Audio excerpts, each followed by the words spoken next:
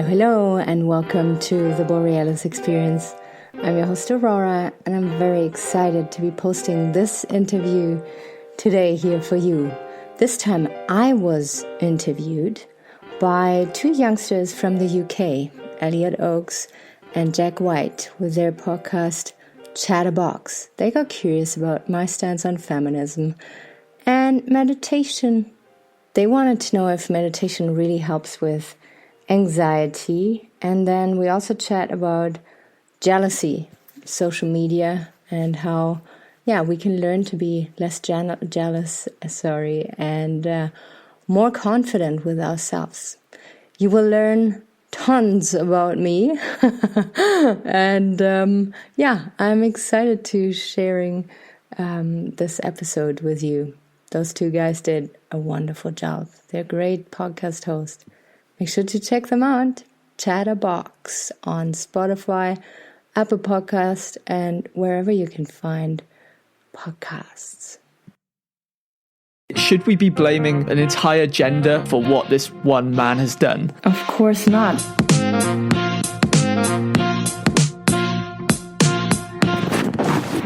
Some listeners may find the following podcast disturbing. Viewer discretion is advised.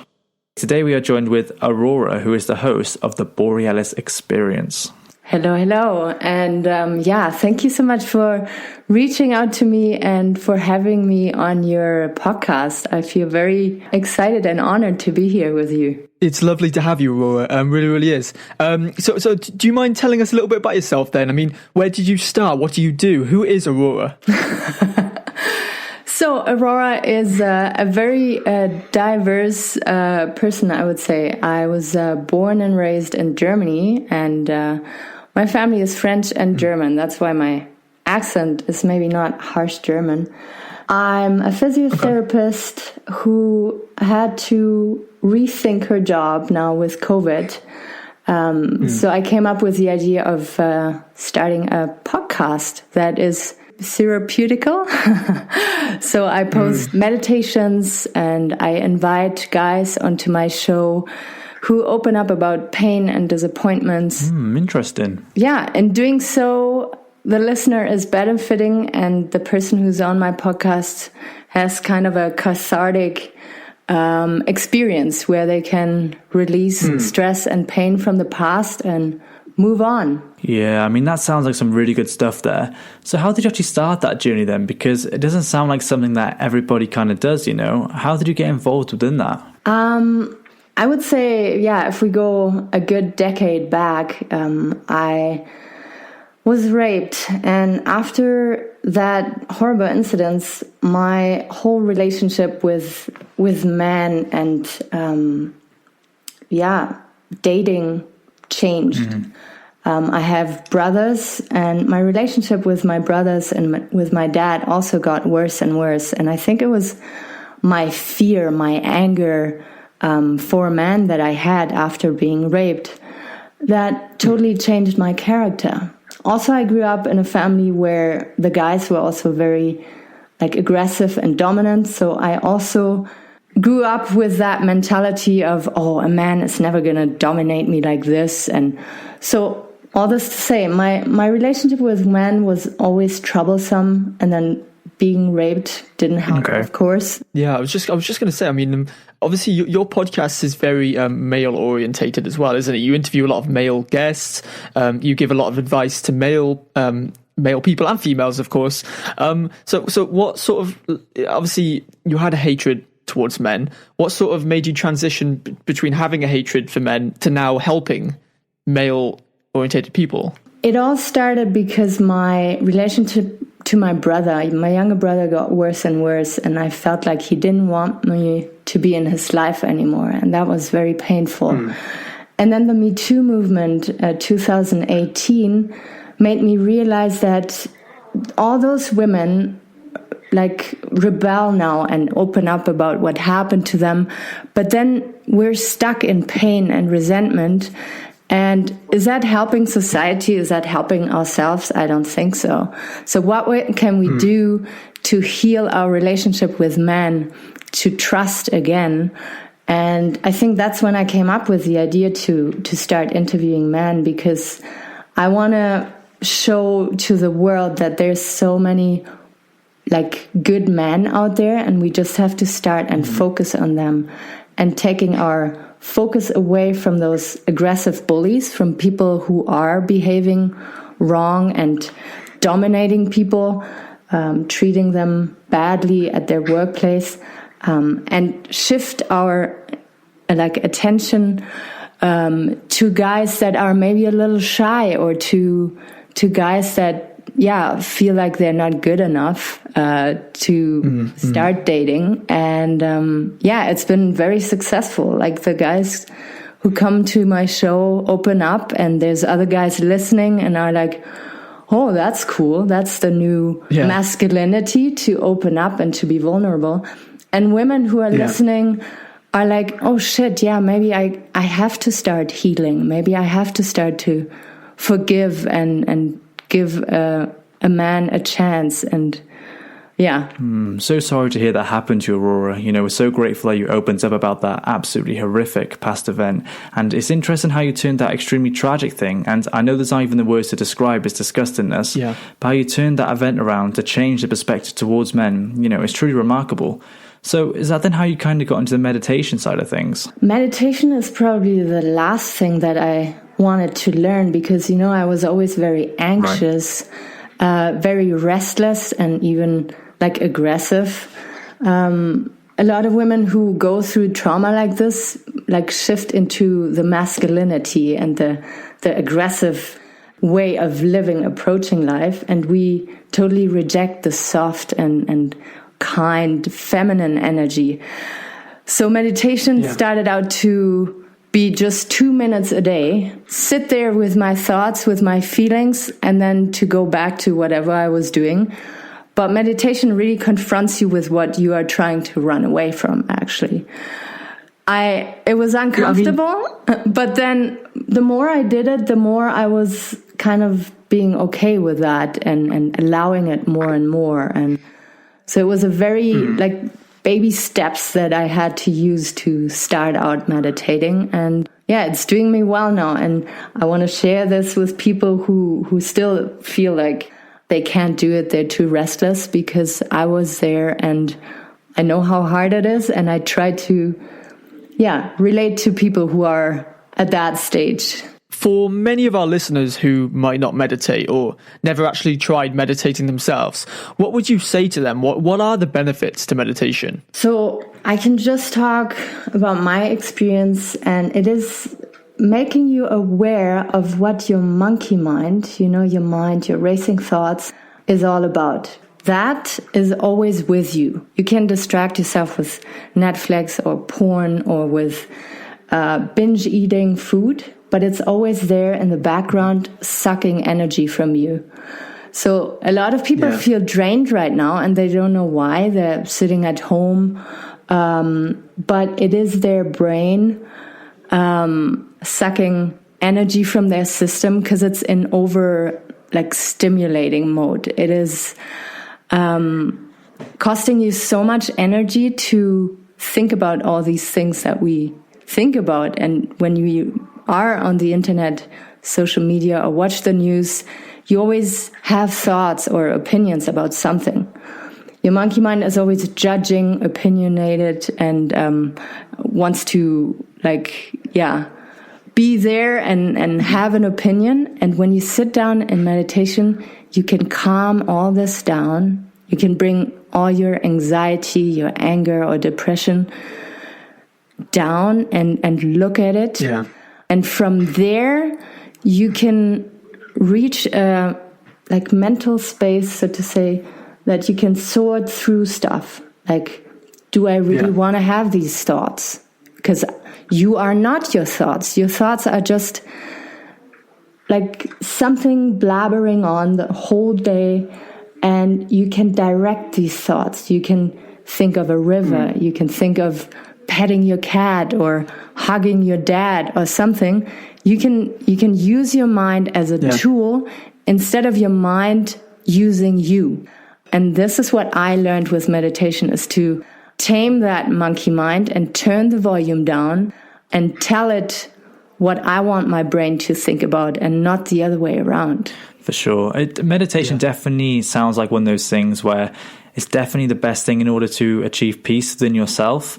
I mean, just kind of relaying it back to myself for a second here is that I use an app called Calm, and I do anywhere from a 10 to 40 minute meditation session before bed. Like, I can't really sleep unless I do meditation. So I've kind of seen the benefits to meditation, and it has got a lot of stigma where you think that, oh, you do one meditation session and then you're going to be like a guru, you're going to be completely calm. For me anyway, it's taken me nearly 4 to 5 months to finally fully understand it and then integrate it within my day-to-day life.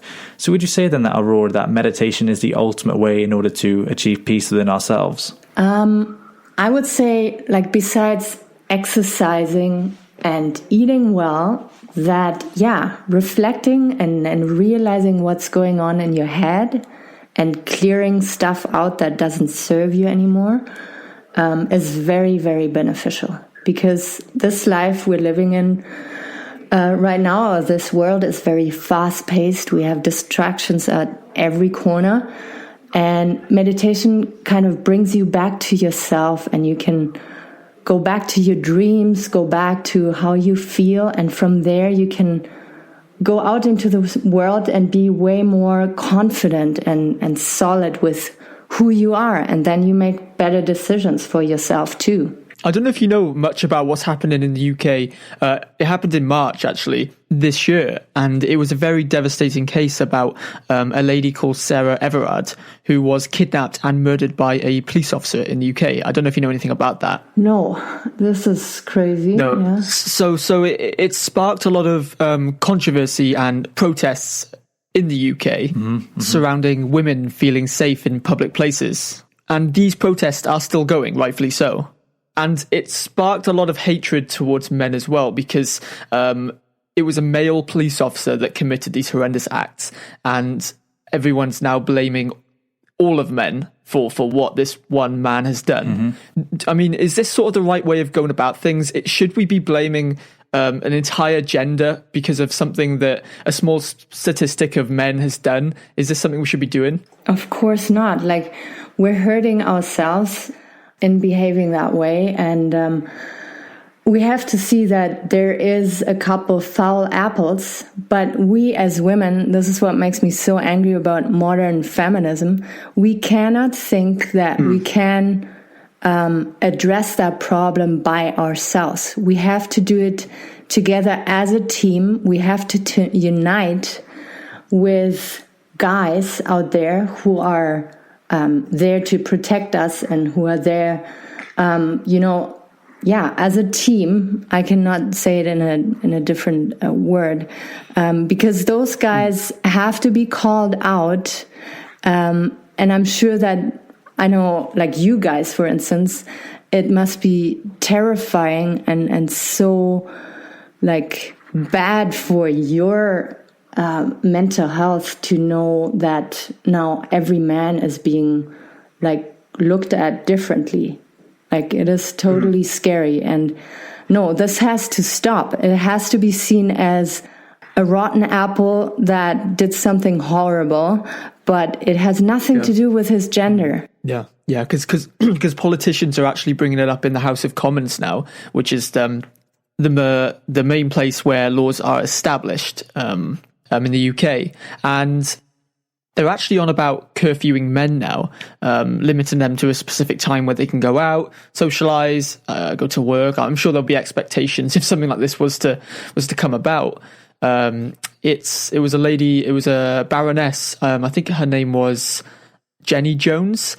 She brought it up in the House of Lords to say, here, let's make women safer by curfewing men.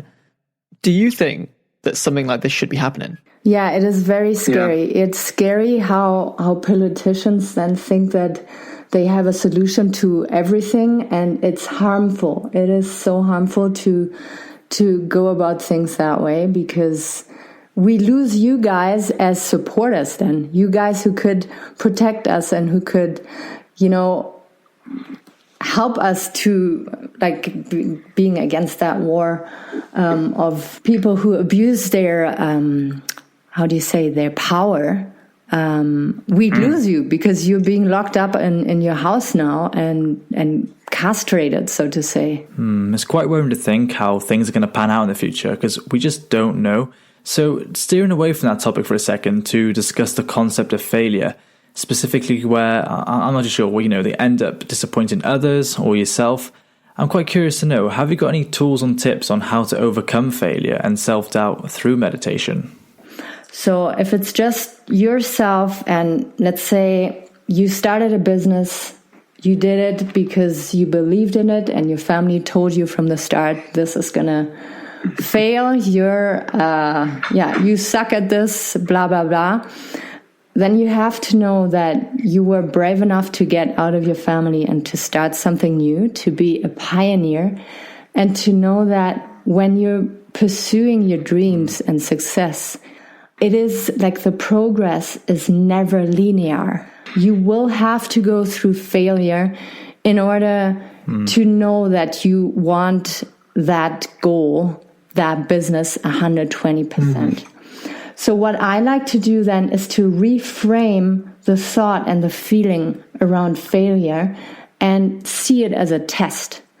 My God, how often have I been tested for the 4 months now with my podcast? If I really wanted to do it, my technology failed, my self-doubt creeped up on me, and I just kept meditating and telling myself, this is just a test. And I have to continue being on that path if I have the intention to better myself or support other people and bring value to this world. Of course, if you are on a path of self-destruction or harming other people or stealing from other people, it is the universe telling you, okay, you should get the fuck out of that because this is not good. But if your intentions are right and you encounter failure, just see it as a test. And would you say rejection is a type of failure? Rejection, well, there's many types of rejection. When it comes to dating, it's of course very painful. Is it in dating you were referring to, or just? Yeah, so, being rejected, let's say you rejected a job, you rejected a partner, like you just said in dating. Would you say this is a failure, or is this something that we should be living up to, or what would you think? I think it's something that we should sit on and reflect about, because sometimes we're being rejected by a potential partner because they can sense something inside of us that is not matching with them. So for instance, if you are a guy who wants to get married and have kids, and you start dating a girl who's super pretty, but her intentions are just having fun and sex and everything, she will sense pretty quickly that you want something else. And she might reject you, not because of your looks, but because she feels that vibe that is not matching hers.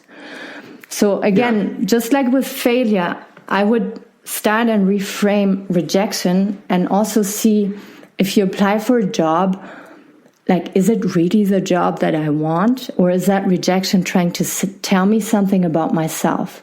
Not that I'm a bad person or a failure, but maybe I'm digging at the wrong hole. Maybe I should look for something that is more in attunement with what I really want. Because sometimes rejections are just the little sting before you meet your dream partner, before you get to your dream job. And that rejection in the moment feels super shitty.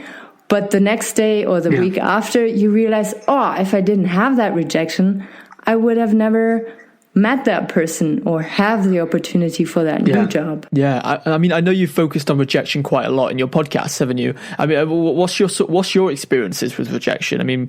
Any good, any bad experiences in your life? I always took rejection very, very personal because I was very insecure with who I was.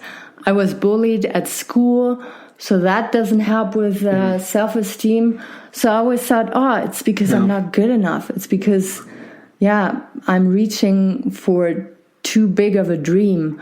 And it was not that. I was just reaching for a dream that was not in alignment with myself.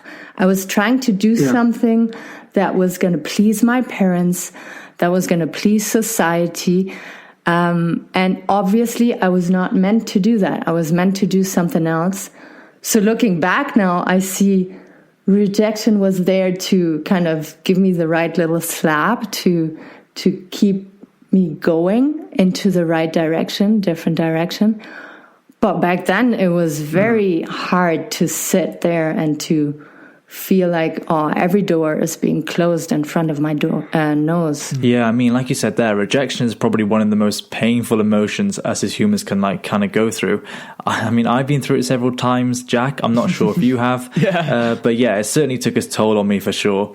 But, you know, rejection can happen at any age though, right? Mm-hmm. Totally. Does it affect people at different ages differently? I would say if you learn with age to see it, like to reframe it and to see it as okay, well, it was not meant to be then, but it has nothing to do with my value, with my lovability. I think you can learn to be more resilient and to kind of smirk a little bit. In your 20s, in your teens, it's extremely tough because you still don't really know who you are and you don't know what the rejection is about. And we oftentimes just make it about our self-worth. And I would love to help out people and make them see that it's nothing to do with their self-worth. And that's the thing. Oh, go on, Jack. No, I was just going to say, being young is the best time to be rejected because, you know, you've got plenty of time to work at that and move on, you know. And I think, like Elliott was just saying then, you know, we've all been rejected, and I'm sure you have as well, Aurora. You were just mentioning that as well. And it's just something, it's part of life, and you've just got to learn to move on, and there'll always be something, you know, better that comes along the way anyway. So yeah, and maybe one last little thing there, like sometimes just have the intention when you wake up in the morning and tell yourself, today I'm going to go for rejection. Today I'm going to do things where I know I might face a rejection, but I'm just not going to care. I'm just going to be confident. I'm going to be myself and ask, and let's see how that's going to get you. As just mentioned there about teenagers, for some odd reason, it just makes me think about the whole comparison game. You know, don't get me wrong, it does happen with adults as well. But especially with an increase in social media now, I do feel that jealousy and comparison is just kind of on the increase. So the question I'm trying to get at here is effectively, how can people start to feel more at peace with who they are? So jealousy is always a sign that you're insecure with yourself. So let's say that girl who has such pretty hair, who is so confident, and she has so many friends. I see her on social media and become jealous because I'm the opposite, I feel. Well, maybe I can start feeling inspired instead of being jealous. And inspired not in a way that I'm going to copy and paste now everything she does, but maybe see that she truly loves herself. She's truly confident with herself, and see what can I do to feel that way.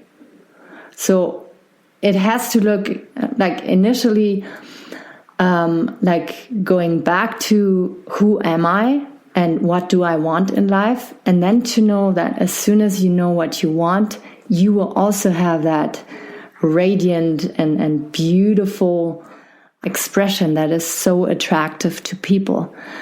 You see, like oftentimes we feel like it is the physicality, like the physical appearance that is so attractive, but it's actually what people are radiating. They're radiating, I feel good, I know who I am, I know what I want, and you can get there too. And it has nothing to do, again, with putting makeup on and starting to paint your nails, or for guys starting excessively to work out. It has all to do with find what brings you joy. And as soon as you're doing that on a daily basis, you will have that attractiveness and attract people. Wow, yeah. You know, I just need to start making notes because I mean, this is obviously really, really interesting. I was saying to the last guest we had as well, I need to bring a notepad to these podcasts.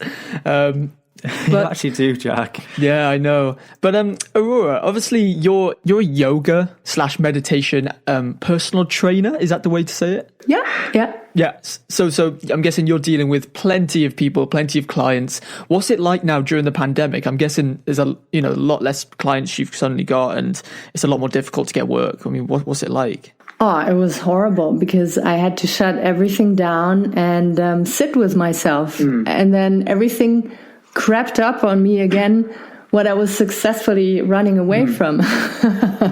So now I can slowly have clients again, but not as before. And it's okay. We have to be grateful, for what we have in the moment. And yeah, for sure. And you just mentioned there about how during the coronavirus pandemic you kind of used your job in a way to also distract you.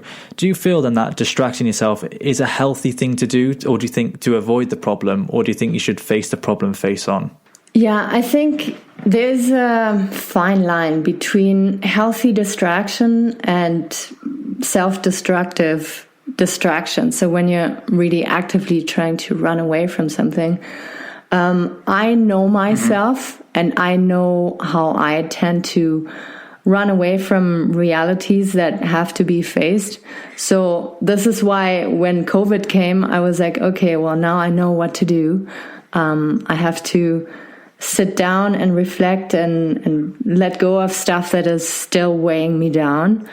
So I think if you become self-aware, if you start to get to know yourself, you will know right away if you're distracting yourself from something or if you're just enjoying life and not trying to get like too hung up on something. Do you know what I mean? Yeah, for sure. And as we were just talking about social media and the whole comparison game, do you believe in what it promotes then? Because, it's inevitable that people are going to get affected in different ways. I'm just curious to know, are you for or against social media? I would say I'm totally for social media, but I feel that we should all, and that's not just for teenagers, we should all learn how to use it better in order to be aware how it affects our mental health. So what I started doing is that I start setting myself a time and then always have like an intention. Why am I going on social media? Oh, because I want to message my friend. Because then you don't get too lost. To give yourself a guidance and then to stick to those guides and then put your phone away and go on with your life and know that you have to have a hobby in the outside world, be it a sport, be it painting, be it music, whatever it is, where you want to put your main focus. And social media is just a little addition. It's just nice to keep connected with our friends. But to kind of boil the importance down, that's what I would suggest. I don't know if it's doable or if it makes sense, but this is how I go about it. Right. Well, yeah, it definitely sounds like a way to maybe deal with social media addiction and stuff like that. It sounds like a really good idea. And there are so many social medias out there as well now. Everyone's on everything. You've got LinkedIn, you've got Snapchat, Instagram, Facebook. I can't go off to name all the others, but there's so many. And people are dedicating most of their lives to social media nowadays. And they are, it is their life for some people as well. And I guess that could be bad for your mental health. Totally. And what helped me too is that you can see that there is consumers and creators. So the consumer is the person who always scrolls and becomes jealous. And the creator, of course, can do the same and be jealous and look at competition. But the creator can start and only focus on her or his content. Like you guys are maybe doing with the podcast now.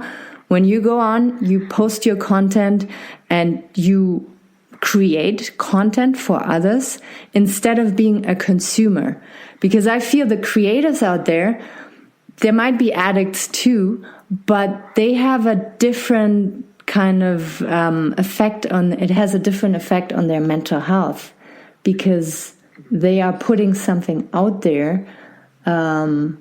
Do you know what I mean? Yeah, 100%. Shifting from being the passive consumer into I'm creating something, I'm putting something out there that is of value for people.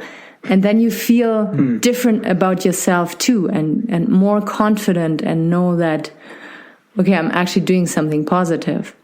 And if you don't want to be a creator, if you just want to be a consumer, then really check your time and check your intention, and have a hobby outside of Facebook that gives you a sense of self and a good feeling.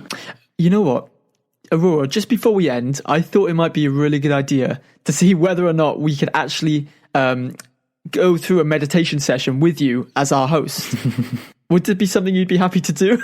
I would totally love to do that, especially if I know that you are like in a comfortable space and you can, actually enjoy it. I would love to guide you through a couple minutes there. Yeah, that'd be amazing. I think me and Elliott at the moment, uni, life, mortgages, we're stressed, all right? And I think it's good that if we try something like this. And for someone like me as well, who doesn't meditate on a regular basis, I think it'd be really interesting. And I might even take up meditation after this. So, where do we start? No pressure on me then. That's awesome. Okay, so you guys are seated. You are comfortable where you are? Yes, let me adjust. I'm currently driving. Is that okay? Or Yeah, so go ahead, Aurora. All right. What I usually tell my people is, so you feel your sit bones on the floor or on the chair you're sitting on, right? So now you can adjust your pelvis through your sit bones. You can kind of bring your pelvis forward so that your lower back arches a little bit. And then you can roll it backwards, and then you kind of slouch. I want your pelvis, so you have your feet, if you're seated, grounded on the floor. And you adjust your pelvis, just like we said, so that you have a little bit of an arch in your lower back. And you will see or feel right away that your spine is straight. So now roll your shoulders up and back. Your shoulders up and back. You let your shoulders rest there, and your spine is now in a very straight position without any big effort, without any big muscle engagement.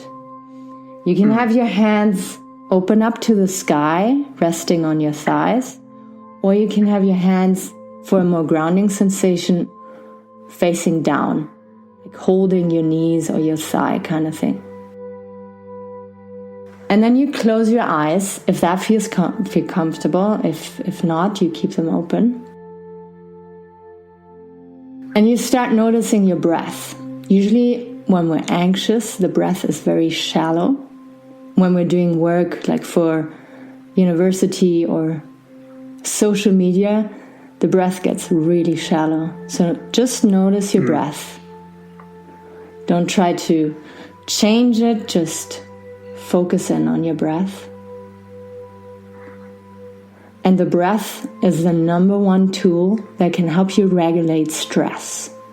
So when we breathe shallow, our system, our body is kind of in a survival mode and doesn't know, okay, what kind of stress are we dealing with? As soon as your breathing goes deeper down into your belly, your body starts to relax and your mind starts to relax too in return. So now relax the muscles around your eyes, your jaw, and your neck. Have your chin slightly tucked so that your neck is nice and elongated. And then come back to your breath. And then, of course, your monkey mind is going to kick in and be like, oh my God, how long is that going to take? Why am I doing this? I want to do something else. And just know that this is perfectly normal. Every person who meditates has these thoughts. They just don't talk about it. And then maybe you're thinking about your to-do list or about a fight that you had. But come back to your breath. Know that all these things can wait. And usually when we're anxious, we're overwhelmed, we have too many thoughts. But know that taking those couple minutes can give you so much relaxation And afterwards, you can be even more productive. And every time when I stop talking, notice your monkey mind kicking in again, wanting to do something else, and you just bring it back to your breath. And know that you're doing something good for yourself, for your mental health. Maybe you can feel already that your anxiety levels are going down. And if not, that's perfectly normal too.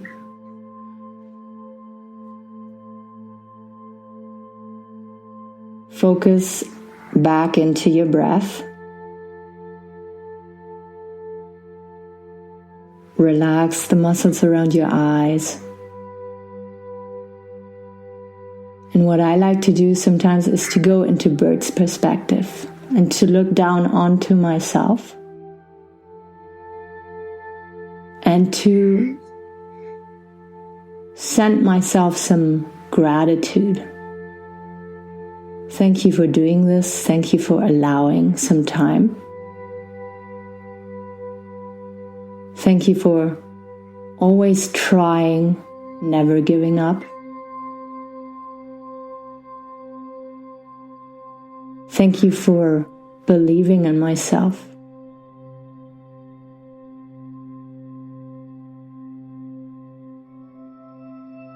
And when I say these things, see how your monkey mind reacts. Because your monkey mind might be saying, oh my God, like she doesn't even know me. What is this? I'm not worthy of this. And you just put it, like, turn the volume down of that little devil again. And if you're perfectly fine and at peace, then you're a badass meditator already.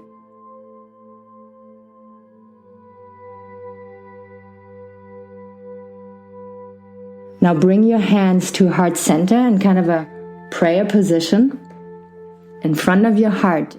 Maybe even press your thumbs into your sternum, into your heart. Maybe you can feel your heartbeat.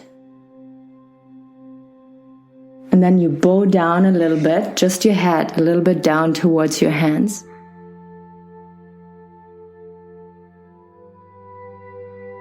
And say thank you for making that time for myself. Thank you for being here. Thank you for taking care of myself. Namaste.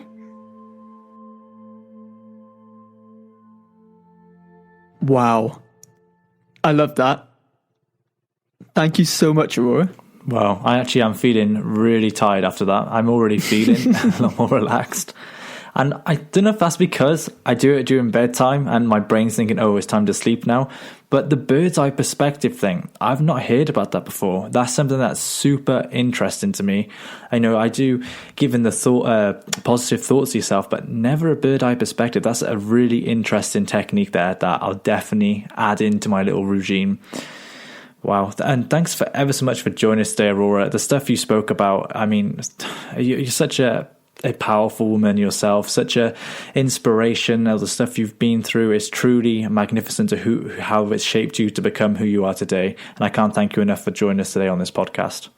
Thank you so much for having me and for connecting. I'm very grateful, to have that time with you, to connect with you. And I'm hoping that our content here is being received well. Thank you so much, Aurora. Thank you. And stay tuned for the Chatabox podcast, where we will be broadcasting every week on Monday. So please do get in touch, and please do follow us on Twitter @thechatterbox, where we'll keep you informed. Thank you all so much for listening. Take care and good night. Yay. Thank you so much for listening to the Borealis Experience. And that was Elliott and Jake. I will have them on my show here, the Borealis Experience, very soon, to ask them, what are young people, young guys in the UK going through, and how can we support men better? Thank you so much for listening. Bye-bye.